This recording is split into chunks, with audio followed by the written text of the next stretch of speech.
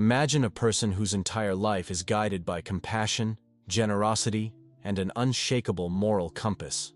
Someone who would never dream of causing another soul pain. A natural ally of justice who gives help freely, expecting nothing in return. Picture this individual in your mind. They listen when others need a voice. They stand up. For the vulnerable, they carry a sense of responsibility so strong that it shapes every choice from dawn to dusk. Now hold that image, and slowly watch it warp over time.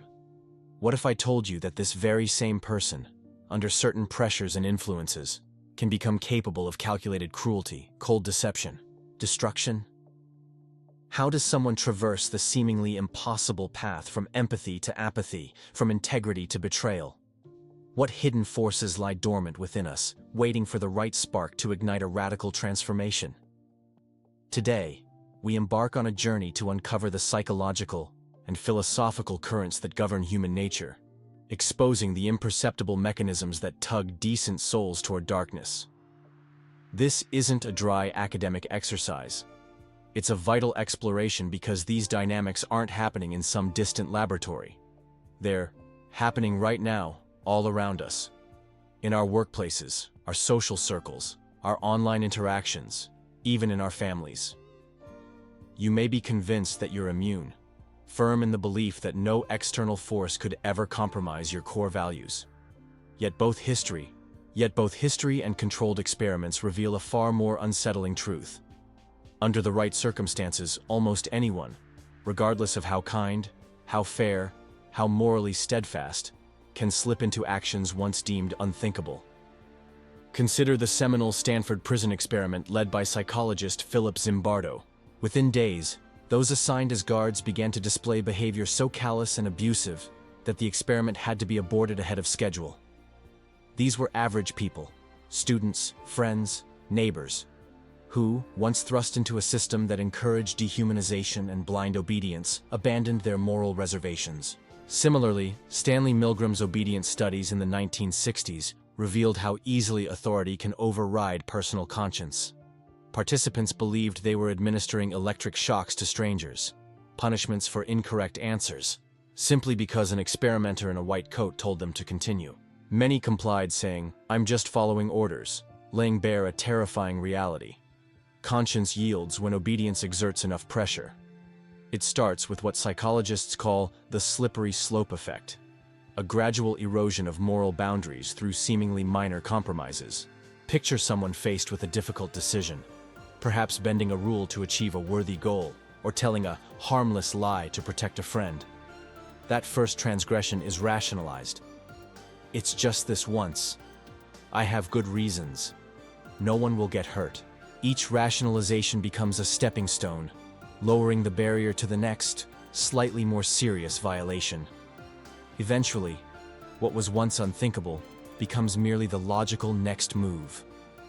As the boundary fades, the internal question shifts from, "Should I do this?" to, "Why shouldn't I?" Without that internal check, the pace of moral decay accelerates. Layered on top of this is the potent influence of group identity. When individuals align deeply with a collective, they begin to view outsiders as inherently other, less deserving of basic human consideration. History offers chilling examples of mass mobilizations, where ordinary citizens committed atrocities because propaganda dehumanized their victims. And let's not overlook the seductive power of perceived righteousness. Once someone believes they fight for a noble cause, they twist moral judgments to fit their narrative. A lie becomes a tool for justice. An act of aggression is reframed as self-defense. A dismissal of dissent is justified as protecting the greater good. The more morally right we believe we are, the more easily we license behaviors we'd condemn in others. Moral licensing can turn champions of virtue into their very opposite. When you combine these factors, the erosion of personal ethics, blind obedience to authority, tribal dehumanization, and self-justifying righteousness, you assemble a potent recipe for transformation. It can turn the kindest person into a perpetrator of harm, the most compassionate into an agent of cruelty. But enough forewarning for now. In the next section, we will probe deeper into the machinery of self-justification, the illusions that shield us from confronting our own moral failures, and the final, most dangerous step in the descent from light into shadow. We will uncover how subtle self-deception and rationalization pave the way for irreversible moral collapse, because only by illuminating these hidden gears can we hope to interrupt the process before it consumes us. As we've seen, small decisions, those seemingly insignificant moments when we justify a harmless lie or bend a rule, just this once, are the opening cracks in our moral foundation. Psychologist Leon Festinger coined the term cognitive dissonance to describe the tension that arises when our actions clash with our beliefs. Rather than endure this inner conflict, most of us unconsciously rewrite the storyline of our own lives. We tell ourselves narratives like, "I had no choice," "they deserved it," or "this is for the greater good." Each excuse patches over the gap between who we think we are and what we actually do, allowing us to sleep at night despite behaving in ways that once horrified us. Imagine a manager who prides herself on honesty. One day, under pressure to hit quarterly targets, she inflates sales figures just a bit. At first, it feels wrong, but she rationalizes that she's protecting her team's jobs. As this pattern repeats, she can no longer clearly distinguish truth from fabrication. Closely intertwined with dissonance is the phenomenon of moral licensing. Once we perceive ourselves as virtuous, we grant ourselves wider moral margins. A person who donates to charity might later feel entitled to cut corners at work. This self-granted license severs the link between action and accountability, paving the way for self-indulgent behavior. A leader who champions environmental causes may justify personal excesses, believing that the net effect of their good deeds outweighs any slip-ups. Research shows that after one positive act, individuals become more likely to indulge themselves, severing responsibility from their self-image. But self-justification and moral licensing, though potent, unfold largely within our own minds. There is another darker force that acts externally: dehumanization. When we strip others of their humanity, painting them as others, enemies, or even vermin, we shut off the empathy that normally restrains harmful impulses. History's greatest horrors, from genocides to systemic oppression, have leaned heavily on dehumanizing propaganda. By portraying entire groups as subhuman, tyrants mobilized ordinary citizens to enact unspeakable atrocities, all while convincing them they were serving a higher purpose. What's terrifying is that dehumanization isn't confined to distant wars or mass political movements. It thrives in everyday life. In offices, colleagues may start referring to one another as idiots or incompetents, dismissing them as unworthy of basic respect. Online, the masking anonymity of the screen creates fertile ground for harassing strangers, where usernames replace faces and words become weapons against faceless others. At this juncture, you might wonder, is my own moral fragility a foregone conclusion? Am I destined to slide into darkness? Not necessarily. Awareness of these forces is the first step toward resisting them. Yet mere knowledge isn't enough. It must be paired with active resistance. One of the most effective strategies is cultivating empathy through perspective taking. When we deliberately expose ourselves to the stories of those we disagree with, listening to their experiences, acknowledging their fears, we break down the mental barriers that rationalize harm. Studies have shown that even brief personal narratives can significantly reduce prejudice, restoring our innate ability to see others as fully human. Another safeguard is strengthening our moral identity by anchoring it in daily practices rather than grand declarations. Instead of declaring, "I'm a person of integrity," commit to small acts such as giving honest feedback, admitting mistakes publicly, or volunteering time for causes you believe in. We also need to recognize the role of authority in eroding personal accountability. The classic Milgram experiments teach us that deferring too readily to external commands can override our conscience. To counteract this, practice questioning authority whenever it conflicts with your internal sense of right and wrong. Yet even individual efforts have limits if the surrounding environment remains toxic. That's why collective action matters, fostering workplaces, communities, and online spaces that reward transparency, demand accountability, and cherish empathy.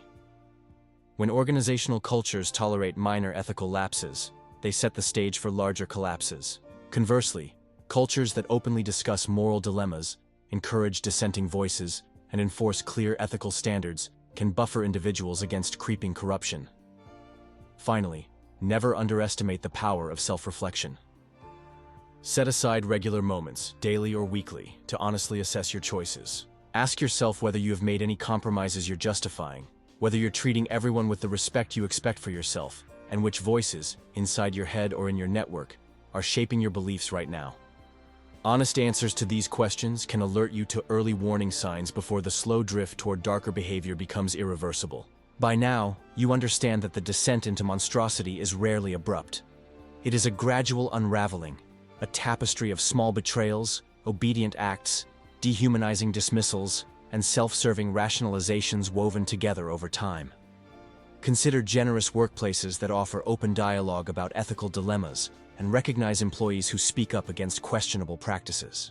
In our final section, we will reveal the deepest underpinning of all these transformations, the ultimate environmental force that shapes our moral destinies. What these experiments uncovered was not just the fragility of individual morality, but the overwhelming power of situational factors, roles, rules, cues, and expectations that subtly but relentlessly guide behavior. When we step into a context that rewards compliance, aggression, or moral compromise, our internal restraints gradually loosen. Conversely, when we inhabit spaces that celebrate compassion, accountability, and critical inquiry, our best impulses are magnified.